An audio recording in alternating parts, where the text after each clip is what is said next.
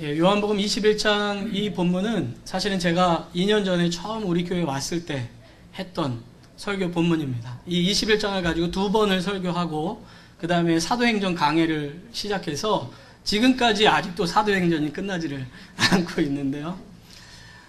그때 제가 이제 이 교회로 오기로 결정하고 기도하면서 우리 교회 성도들에게 하나님께서 주시고자 하는 것이 무엇일까를 참 많이 생각하고 고민했습니다. 그 중에 하나가 바로 부활하신 주님을 만나고 회복되는 제자들의 모습이 아닐까. 그것이 우리 교회 안에 주님께서 주시고자 하려고 하는 그 은혜가 아닐까라는 생각을 했습니다. 그래서 예수님을 만나고 치유되고 회복된 이 성도가 이제 사도행전에서 교회를 이루어서 하나님의 뜻을 이루어가는 그런 모습을 좀 여러분들에게 전해 드리고 싶어서 지금까지 이제 사도행전을 가지고 계속해서 설교했습니다. 근데 제가 이제는 이번 주부터 해서 똑같이 2주를 이 요한복음 21장을 가지고 설교를 하고 그리고 사도행전 1장 말씀을 5월 둘째 주에 하고요. 그 다음에 제가 지난번에 하다가 멈춘 사도행전 본문 18장 말씀을 19장 말씀을 가지고 설교를 한번 한 다음에 5월 마지막 주에 승리하는 교회라는 제목으로 사도행전을 마치려고 합니다. 그래서 우리 교회가 앞으로 어떤 교회가 되어야 하는가, 또 하나님은 우리 교회가 어떤 교회가 되기를 원하시는가를 5번의 시리즈를 거쳐서, 그래서 이번 주부터 5번의 설교를 거쳐서 여러분들에게 전해드리도록 하겠습니다. 왜 2년 전하고 똑같은 본문입니까? 그렇게 생각하지 마시고, 하나님께서 또 이렇게 5번의 설교를 통해서 우리에게 교회가 교회됨, 또 성도의 성도됨을 또 깨우치시려고 하는구나 하고 생각하시고 하나님의 말씀에 귀 기울이셨으면 좋겠습니다. 2011년에 개봉된 영화 중에 캐나다 영화인데 라자르 선생님이라는 영화가 있습니다. 이 영화는 캐나다에 있는 퀘벡이라는 그 도시에 있는 한 초등학교를 배경으로 하고 있습니다. 이 퀘벡은 캐나다 중에서도 불어를 쓰는 곳입니다. 그래서 그 영화가 불어로 전부 돼 있어요. 그래서 저는 처음에 봤을 때 프랑스 영화인 줄 알고 봤는데 나중에 보니까 캐나다 퀘벡 영화더라고요. 근데 거기 영화가 처음에는 굉장히 충격적이에요. 영화 시작부터. 처음에는 아이들이 이제 등교하는 장면이 나옵니다. 초등학교 등교해가지고 선생님을 이렇게 기다리고 있는 거예요. 거기는 이제 뭐 여기 미국도 좀 그런 게 있는데 아이들이 딱 모이면 바로 교실로 들어가지 않고 선생님을 기다리고 있다가 이제 선생님이 들어가라 그러면 들어가잖아요. 그런 것처럼 캐나다에서도 그렇게 아이들을 기다리고 있게 하다가 시간이 딱 되면 학교 문이 열리고 선생님들이 아이들을 이제 들여보내는데 그 아이들이 들어가기 전에 이제 우유를 담당하는 아이들이 먼저 가서 우유를 받아다가 교실에 갖다 놓습니다. 여기에 계신 분들 중에 그런 거 경험해 보신 분 없죠? 저는 초등학교 때 어떤 게 있었냐면 우유 담당이 있었습니다. 저희 초등학교 때도. 그래서 주번이 물만 떠다 놓는 게 아니고 일찍 가가지고 교무실에서 그 우유를 신청한 아이들 숫자만큼을 세가지고 우유를 갖다가 놔요. 그러면 등교하고 들어오는 아이들이 이제 자기가 먹을 우유를 가져가서 먹어요. 근데 캐나다도 똑같이 그렇게 하더라고요. 근데 어떤 시몬이라는 아이가 있는데 이 아이가 우유를 담당하는 날이어서 우유를 담당해서 그걸 갖고 들어갑니다. 근데 문을 여는데 교실 문이 안 열리는 거예요. 선생님이 계셔야 되는데 선생님이 안 계세요. 이상하다 생각하다가 아이가 이게 그 교실 창문 조그맣게 난 곳으로 이렇게 쳐다보니까 글쎄 선생님이 목을 매서 자살을 한 거예요. 교실에서. 담임 선생님. 아이가 너무 충격을 받아가지고 이제 교장 선생님한테 얘기하고 해가지고 이제 선생님을 이렇게 시신을 처리했죠. 그리고 나서부터의 이 학교의 모습을 그 라자르 선생님이라는 이 영화가 보여줍니다. 학교에서는 어떻게든 빨리 이것을 덮으려고 합니다. 빨리 지나가면, 시간 흐르면, 대충 아이들 빨리 이렇게 처리하면 아이들이 그 충격을 잊겠지라고 생각합니다. 그래서 아무도 그것에 대해서 이야기를 못하게 만들어요. 그런데 그 담임 선생님 대체교사로 알제리에서 망명한 라자르라는 이 바시르 라자르라는 선생님이 그 학교에 오게 됩니다.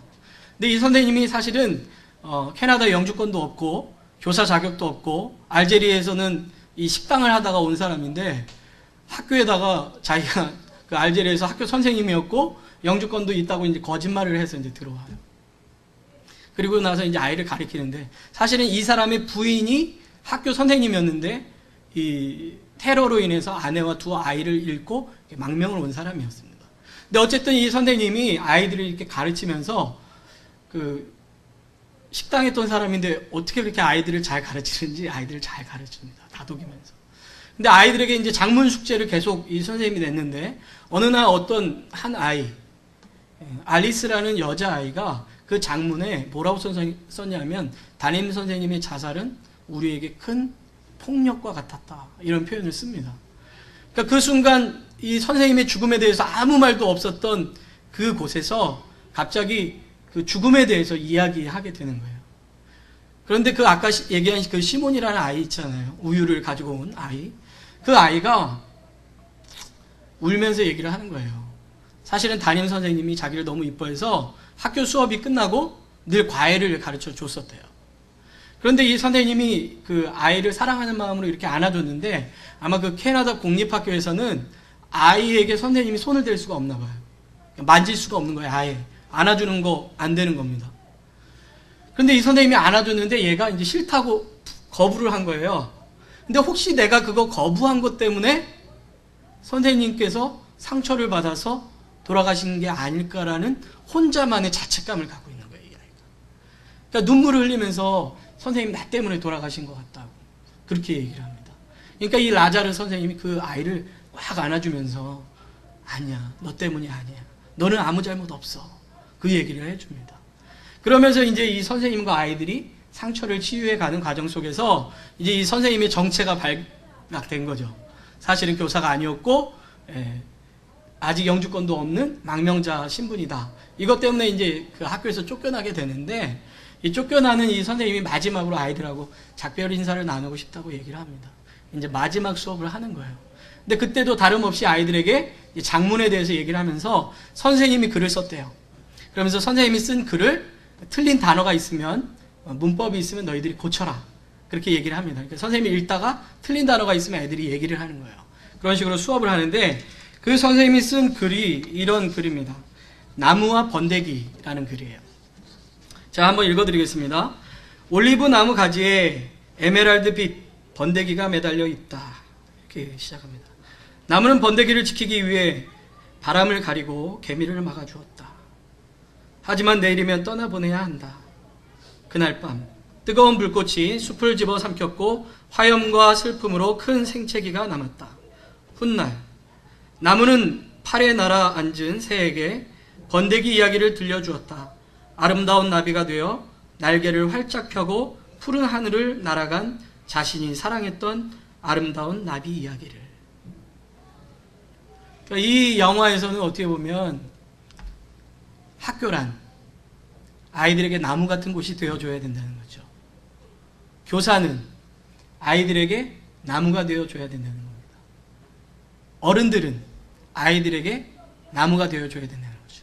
때로는 화염이 있어서 번데기가 타버릴지도 모르는 그런 상황일지라도 나무는 그 번데기를 품어줄 수 있어야 된다 하는 것을 우리에게 가르쳐 줍니다. 그런데 성경을 보면 우리 하나님이 우리에게 그런 분이 되신다 이렇게 얘기합니다. 하나님은 우리의 반석이시고 산성이시고 요새시다 이렇게 얘기합니다. 주님은 요한복음 15장에서도 나는 나무고 너희는 가지다 이렇게 얘기합니다. 우리에게 생명을 공급하시는 분, 우리의 삶에 열매 맺도록 해주시는 분, 우리의 삶을 인도하시고 보호하시는 분, 그분이 바로 예수님이시다. 그분은 우리와 지금도 함께 하시고 우리의 상처를 아시며 그 상처를 씻어주시고 싸매어주시는 분이시다. 그래서 이 땅을 그리스도인으로 살아갈 수 있도록 우리에게 용기를 주시고 승리케 해주시는 분이 바로 주님이시다라고 얘기를 합니다. 때로는 우리도, 아니 많은 사람들은 상처가 있어도 없는 척합니다. 교회에 와서까지도 주님 앞에서도 아무렇지 않은 척합니다. 그러나 주님은 우리의 마음을 알고 계신다는 거죠. 주님은 우리의 상처난 마음을 알고 계신다는 거죠. 우리의 눈물을 알고 계시고 우리의 슬픔을 알고 계신다는 겁니다. 그런데 그 주님께서 나무가 되어주시고 우리의 눈물을 닦아주시고 우리에게 참 평강을 주신다고 성경이 이야기해주고 있습니다. 오늘 본문은 바로 그런 이야기를 우리에게 가르쳐주고 있습니다. 부활하신 주님, 그 부활하신 주님이 제자들을 찾아오셔서 그들의 상처를 씻어주시는 장면, 그것이 오늘 우리에게 펼쳐지는 말씀입니다. 예수님은 부활하신 후에 제자들에게 나타나시죠. 그리고 그들에게 평강이 있으라. 그리고 너에게 성령을 주겠다라고 약속을 해 주십니다. 그렇다고 해서 제자들이 갑자기 확 변한 건 아닙니다. 그들이 예전에 예수님을 모른다고 부인했고 예수님이 잡히시던 날 도망갔던 자책감과 아픔들, 공허함들은 그들의 마음속에 여전히 남아 있었던 것을 볼 수가 있습니다. 그래서 부활하신 주님을 만났지만 그들은 여전히 힘없이 살아가는 모습들을 성경은 보여주고 있습니다. 그들이 갈릴리에 있었습니다. 그 디베리아라고 오늘 나온 이 호수는 갈릴리 호수의 다른 이름입니다. 갈릴리 호수가 큰데요. 그 호수에 접한 지역에 따라서 이름을 얘기하는 겁니다. 마치 잭슨빌에 바다가 있지 않습니까? 근데 잭슨 비치가 있고 또 더 내려가면 뭐 데이토나 비치도 있고 그렇게 얘기하잖아요. 똑같은 바다인데. 그렇죠? 그런 것처럼 갈릴리 호수를 둘러싸고 동네마다 다른 이름으로 불렀는데 디베레라는 지역에 있었던 갈릴리 호수를 디베레아 바다다 이렇게 얘기를 한 겁니다.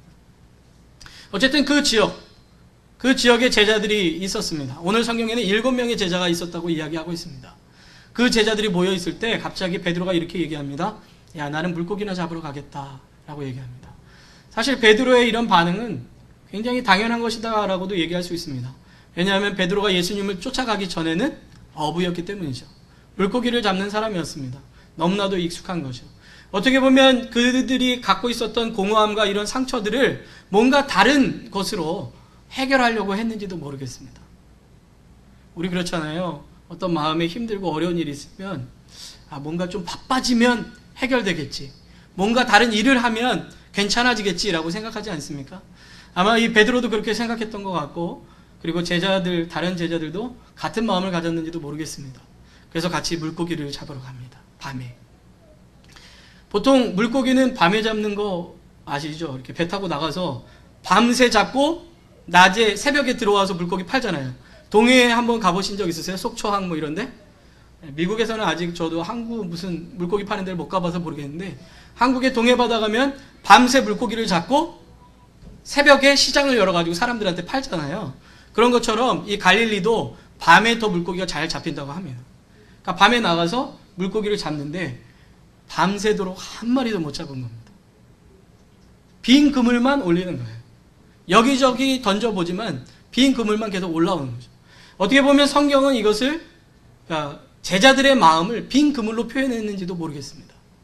아무리 상처를 씻어보려고 하고 내 마음을 채워보려고 애써보지만 채워지지 않는 나의 갈증들, 갈망들, 아픔들, 괴로움들, 공허함들. 이것을 어쩌면 빈 그물로 표현했는지도 모르겠습니다. 우리를 막 열심히 살면 행복할 것 같지만 우리의 그러한 속에 공허함이라는 게 쉽게 사라지지 않는 것을 볼 수 있지 않습니까? 막 즐거운 자리 가서 막 즐겁다가도 괜히 사람들 다 가고 나 혼자 남으면 왠지 쓸쓸함이 있는 것 같은 그런 것들을 경험하지 않습니까? 우리가 아픔과 상처가 있으면 술 한 잔 마시면 해결되겠지 하고 밤새도록 숨을 마시고 나면 남은 것은 속쓰린 거 밖에 없을 때도 많잖아요.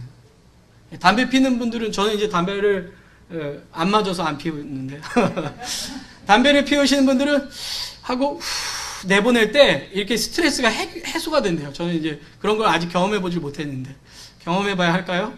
목사님. 근데 그렇대요. 근데 사실 그때뿐이에요. 하면 왠지 한숨을 내쉬면 괜찮아지는 것 같다가도 또 좀 있으면 그 아픔이 그대로 또 남아있는 걸 경험하죠. 제자들도 마찬가지입니다. 열심히 그 자기네들이 아픈 과거들과 상처를 씻어보려고 그물을 던져보지만 그들의 마음은 계속해서 빈 그물 같은 거죠. 밤새도록 던지는데 예수님이 오셔가지고 그들을 바라보고 있는 것조차도 느끼지를 못했습니다.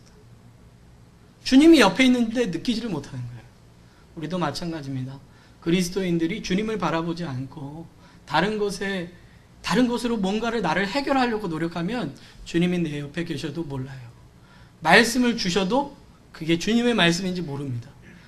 오늘 성경에 보면 예수님이 제자들이 부릅니다. 얘들아 물고기가 있느냐 물어보는데 제자들은 그분이 예수님인 걸 모릅니다. 부활하셔서 나타나셨던 주님인데도 몰라요. 3년 동안 항상 같이 지내면서 밥 먹고 잠자고 이야기했던 예수님이 바로 옆에서 부르시는데도 모르는 거예요. 그 음성을. 그런데 참 놀랍죠? 예수님이 부르시는데 몰랐는데도 불구하고 배 오른편에 그물을 던지려는데 던져요. 참 놀라운 일입니다. 던지는데 그물을 올리는데요. 성경에 뭐라 그러죠? 그물이 찢어질 정도로 잡혔다 그래요. 나중에 쉬어보니까 큰 물고기만 잔챙이 빼고 큰 물고기만 153마리. 어떤 분은 모나미 볼펜이 뭐 그렇게 해서 153이라고 얘기하시는 분도 계시는데 모르겠어요. 어쨌든 153마리를 잡았다고 얘기합니다. 밤새도록 한 마리 못 잡던 사람들이 예수님의 명령에 따라 그물을 던졌을 때 153마리를 딱 잡죠. 그때 예수님의 사랑하시던 제자가 주님이시다 이렇게 얘기합니다. 뭔가가 떠오르는 거예요. 뭐가 떠올랐냐면 누가복음 5장에 나와 있던 사건이 떠올릅니다. 누가복음 5장의 사건은 무슨 사건이냐면 베드로와 야고보와 요한이 가까운 사이거든요. 같이 이렇게 어업을 동업하던 사람들이에요. 근데 이 사람들이 어느 날 그물을 던지는데 밤새도록 잡았는데 한 마리도 못 잡았어요. 그래서 빈 그물을 싣고 있는데 예수님이 지나가시다가 베드로에게 이렇게 얘기합니다. 야, 배 좀 띄워줘. 그래서 배를 타고 예수님이 나가셔가지고 청중들은 이 해변가에 이렇게 앉아있고 예수님은 배에 이렇게 쓰셔가지고 배에 앉으셔가지고 사람들에게 말씀을 전합니다. 하나님 나라에 대해서 전합니다. 그리고 나서 베드로에게 얘기합니다. 야, 깊은 곳에 가서 그물을 던져라. 근데 베드로가 이렇게 대답하는 거예요. 주님, 제가 밤새도록 그물을 던져서 한 마리도 잡지 못하였지만은 주님의 말씀을 의지하여 내가 그물을 던지겠습니다. 라고 얘기합니다. 근데 정말 주님의 말씀을 의지하여 그물을 던졌더니 어떻게 해요? 그때는 또 찢어졌대요, 그물이. 그래서 한 배로 못 끌어올려가지고 동료의 배가 같이 가서 그거를 끌어갖고 온 거예요. 그걸 경험한 베드로가 예수님 앞에 엎드리면서 이렇게 얘기합니다. 주님, 나는 죄인입니다. 나를 떠나십시오. 그래, 네가 지금까지는 어부였지만, 물고기 잡는 어부였지만 내가 이제 너를 사람 낚는 어부가 되게 하리라 이렇게 말씀하세요. 그러니까 마가복음에서는 마치 예수님이 지나가다가 툭 던졌더니 이렇게 쫓아온 것처럼 얘기하지만 누가는 그걸 자세하게 설명하는 거예요. 왜 그들이 예수님을 쫓을 수밖에 없었는가. 그 누가복음의 5장, 밤새도록 빈 그물만 던졌더니 아무것도 잡지 못했던 그들이 예수님의 말씀을 의지하여 잡았던 그 사건이 요한복음 21장에 다시 펼쳐지면서 제자들이 그것을 떠올리게 된 겁니다. 아, 주님이시구나. 내 인생의 부족함을 채워주셨던 그 주님이 다시 나를 부르시는구나. 그리고 베드로에게 얘기하니까 베드로가 그냥 급해가지고요. 50간쯤 됐다 그래요. 90m입니다. 수영 해보셨어요? 90m 쉽지 않은 거리죠. 옷을 덧입고 뛰어들었다고 하니 얼마나 헤엄치기 힘들었을까요? 다 벗고 헤엄치기도 힘든데. 그렇게 급한 거예요, 베드로. 그러니까 다른 제자들은 작은 배를 끌고 나갑니다. 그 예수님께 딱 갔더니 예수님이 숯불을 펴놓고 계신 거예요. 그리고 그 위에다가 물고기를 굽고 그 옆에 떡도 같이 있는 겁니다. 밤새도록 굶고 있었던 제자들을 위하여 따끈한 조반을 준비해 놓으신 거죠. 추웠을 제자들에게 따뜻하게 불을 뗄 수 있는 숯불을 펴놓은 겁니다. 근데 이 숯불이라는 단어가 제가 몇 번 말씀드렸는데 이 요한복음에 딱 2번 나옵니다. 같은 헬라어 단어, 원어가 딱 2번 나오는데 첫 번째는 베드로가 예수님을 3번 부인할 때 숯불이라는 표현을 씁니다. 그러니까 숯불에서 뭘 한 거예요, 베드로는? 3번 예수님을 부인한 겁니다. 그런데 예수님은 그 숯불이 있는 자리에서 뭘 합니까? 3번 부인했던 베드로를 위해서 따뜻한 밥을 준비해서 그를 먹이시는 겁니다. 베드로는 아마 그 숯불을 딱 보는 순간 흠칫 놀랐을지도 몰라요. 우리나라 말에 자라 보고 놀란 것은 소뚜껑 보고 놀란다고. 사람들은요, 상처를 받으면 그게 트라우마로 남습니다. 그래서 비슷한 것만 봐도 깜짝깜짝 놀라요. 저는 어렸을 때 물에 빠져 죽을 뻔한 적이 있었는데 저희 아버지가 이제 헤엄을 잘 치셔서 저를 꺼내주셨습니다. 그래서 지금도 물이 무서워요. 발 닿는 데에서만 수영을 합니다. 발 안 닿으면 안 가요. 제가 그나마 괌에서 살았기 때문에 이 정도인 거예요. 한국에 살았을 때는 무릎 위만 물이 올라가도 숨이 가빠지기 시작했습니다. 진짜로. 옛날 어렸을 때 물에 빠져 죽을 뻔한 경험이 있었기 때문에. 베드로가 그 생각이 딱 했죠. 아, 나는 저 숯불 앞에서 예수님 3번 부인했는데. 그런데 오늘 성경에 예수님이 한 번도 제자들에게 나무라시지를 않아요. 지난주처럼. 야, 내가 너희들에게 평강을 이야기했고 성령을 줄 거라고 약속했는데 너희들 기도하면서 준비해야지. 그렇게 얘기하지 않으셨다는 거예요. 아무 말씀 안 하세요. 마치 누가복음 15장에 탕자가 돌아왔을 때 아버지가 너 이 자식이 아버지가 돈 줬는데 그거 다 어떻게 했어? 이렇게 얘기하지 않고 아들이 오자마자 허름한 옷 벗겨주고 목욕시켜주고 안아주고 반지 껴주고 그 아이를 위해서 잔치 벌려줬던 것처럼 예수님께서도 그 제자들을 따뜻하게 받아주시고 먹여주시고 불쬐게 해주시고 그리고 아무 말씀도 안 하시는 거예요. 그리고 제자들에게 말합니다. 너희들이 잡아온 물고기 가져와. 이렇게 얘기하는 것뿐만 아니라 주님께서 13절 말씀을 보면 예수께서 가셔서 시키지도 않습니다. 제자들. 예수님이 직접 가져오셔서 떡을 가져다가 저희에게 주십니다. 생선도. 아마 그 장면에서 또 제자들은 오병이어나 칠병이어의 사건을 떠올랐는지도 몰라요. 떡을 대신 떼는 그 순간에는 아마 그 6월절에 예수님께서 너희를 위해서 내가 주는 몸이야 라고 했는 게 떠올랐는지도 모르죠. 그들이 갖고 있었던 상처난 부분 하나하나를 주님께서는 아주 좋은 추억들과 주님의 사랑으로 하나하나 씻어주시고 덮어주시는 겁니다. 그 주님이 바로 저와 여러분의 주님이신 거예요. 우리는 믿음 생활할 때 때로 실수할 수도 있고 어려울 때도 있습니다. 다른 사람에게는 말할 수 없는 아픔이 우리 안에 있을 수도 있습니다. 그러나 성경을 보면 주님께서는 늘 그러한 우리를 사랑하신다고 말씀하십니다. 이사야 53장 4절에 이렇게 나옵니다. 그는 실로 우리의 질고를 지고 우리의 슬픔을 당하였거늘. 주님이 십자가를 지셨다는 건 우리가 갖고 있는 질병과 고통을 함께 지셨다는 겁니다. 주님이 십자가를 지셨다는 것은 여러분이 흘려야 될 눈물을 위해서 지셨다는 겁니다. 53장 5절에는 이렇게 얘기합니다. 그가 징계를 받음으로 우리가 평화를 누리고 그가 채찍에 맞음으로 우리가 나음을 입었다. 주님께서 죽으신 그것이 여러분들에게 평화를 주기 위함이시고 주님이 채찍에 맞으신 그 모든 것이 여러분들로 하여금 새롭게 하시기 위한 것이다라는 거죠. 이미 십자가의 모든 그 사건으로 주님께서는 여러분의 평생 아픔과 괴로움과 상처들을 씻어주시기로 작정하시고 그 모든 일들을 이루신 거라는 거예요.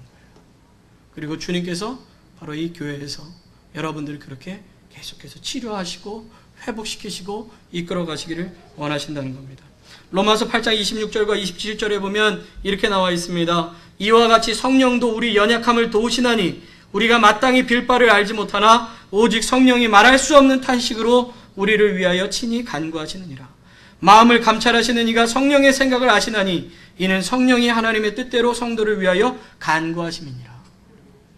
여러분, 때로는 우리는요, 힘들면 기도도 못할 때가 있습니다. 믿음 좋다고 아무 때나 기도할 수 있는 게 아니에요. 정말 큰 상처를 당하면 기도도 안 나옵니다. 그때의 성령님은 우리 안에 계셔서 우리를 위해서 기도한다는 거예요. 하나님, 이 사람 큰 상처 받았습니다. 이 사람 너무 아픕니다. 아버지 아시죠? 하는 기도를 성령이 우리 속에서 말씀하신다는 거예요. 하나님께 기도하시고 하나님께서 그 기도를 들어주신다는 겁니다. 예수님께서는 하나님의 보좌 우편에서 우리를 위해서 끝까지 중보하고 계신다고 성경은 우리에게 이야기하고 있습니다. 그 주님이 바로 저와 여러분의 주님이시라는 거죠. 다음 주에도 이야기하겠지만 주님께서는 이 숯불 앞에서 베드로와 대화하시면서 네가 나를 사랑하느냐라고 질문하시죠. 여러분, 주님께서 우리를 부르시는 것은요, 우리에게 어떤 일을 시키기 위해서, 봉사하게 하기 위해서, 헌금 내게 하기 위해서, 뭘 하게 하기 위해서 우리를 부르신 게 아니에요. 그분은 우리를 사랑하셔서 우리를 회복시키시기 위해서 부르시는 겁니다. 우리를 구원하기 위해서 부르시는 겁니다. 우리를 하나님의 자녀로 온전케 하기 위해서 부르시는 거예요. 그게 1차적인 주님의 목적인 거예요. 그런데 그 회복된 자가 주님 안에서 사명을 가지고 이제 나아갈 수 있게 되는 거죠. 그래서 우리 안에 제일 필요한 것 중에 하나는 바로 주님 안에서 회복이 일어나는 것입니다. 그런데 그 회복이 바로 주님께서 우리에게 선물로 주시는 것이다 라고 성경은 이야기하고 있다는 거죠. 여러분, 저는 우리 교회가 그런 교회가 되기를 간절히 소망합니다. 예수님께서 제자들을 준비하시고 기다리셨던 그 숯불의 자리가 바로 우리 한마음장로교회가 되기를 바랍니다. 상처받은 자들이 주님 앞에 나와서 이 교회에 나와서 씻음받게 되는 그런 자리가 되기를 바랍니다. 갈증이 있었던 자들이 주님 앞에 나와서 이 자리에 나와서 그 갈증을 해소하게 되기를 바랍니다. 갈급했던 자들, 목말랐던 자들이 이 자리에서 예수님을 만나고 그 주님 안에서 풍요함을 누릴 수 있게 되는 그러한 자리가 바로 이 한마음장로교회가 되기를 바랍니다. 그러기 위해서 예배를 준비하는 저나 또 예배를 위해서 기도하시는 분들이나 또 봉사하는 모든 분들은 중보자가 돼야 돼요. 기도해야 합니다. 하나님, 우리가 드리는 이 예배를 통해서 오늘 교회에 나오는 어떤 분이라도 주님 안에서 치유되고 회복되고 돌아가게 도와주십시오. 찬양하시는 분도 마찬가지고, 안내하시는 분도 마찬가지고, 헌금을 인도하시는 분도 마찬가지고, 식당으로 봉사하시는 분들도 마찬가지입니다. 그 모든 것을 통해서 주님의 회복이 일어나도록 우리는 기도하며 준비해야 됩니다. 그럼 성도들은 어떤 마음으로 와야 됩니까? 그 은혜를 사모하는 마음으로 나와야 됩니다. 주님, 오늘도 주님 앞에 나아갑니다. 저는 너무나도 연약하기에 주님밖에 없습니다. 오늘도 주님 나를 만져주시고 성령으로 충만케 하시며 나를 치유하시고 회복시켜 주셔서 하나님의 사람으로 이 땅을 승리하며 살아갈 수 있도록 내게 역사해 주십시오. 우리 교회의 예배가 그런 예배가 되기를 원합니다 라는 마음으로 기도해야 되는 겁니다. 그래서 우리 교회가 그런 기도가 끊이지 않는 교회, 그래서 하나님 앞에 예배함으로 회복되고 치유되는 그러한 장소가 되기를. 이 잭슨빌에 있는 상처받은 우리 한인들, 갈증이 있는 사람들, 갈망하고 있는 사람들이 내 마음이 어디서 치유받을 수 있을까? 주님이 나를 부르시는구나 라는 것을 발견하고 또 이 교회에서 그런 역사를 경험할 수 있게 되기를 주님의 이름으로 축원합니다.